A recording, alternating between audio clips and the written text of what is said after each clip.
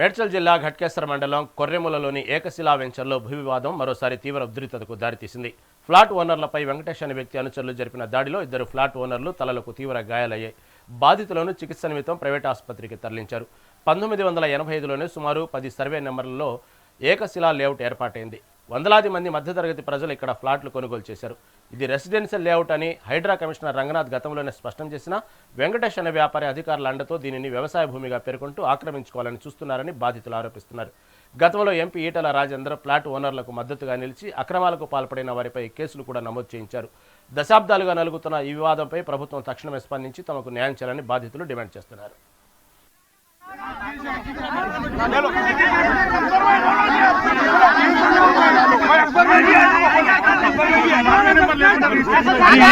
వాడిని మాత్రం నేను వదిలేపెట్టవాడిని. నేను వాడు తలకాయ పలిగిందని నేను అడ్డ ఉరికొత్తా అంటే వాడు నాకు ఎదురుకొచ్చిండు. ఉరికొత్త గట్ల కొడతాడా అంటే ఇక్కడ నీకు ఎవడు మొగడా అని అడుగుతాడు వాడు. మరి ఎవరికి ఎవడు మొగడో చూపెట్టాలి. ఇంతమంది పోలీసులు ఉన్నారు, మరి మీరే చెప్తారు వాళ్ళ కొమ్ములు కత్తారా, వాళ్ళ కొమ్ములు కత్తారా? మేము ఇళ్ళల్లో ఉన్నాం.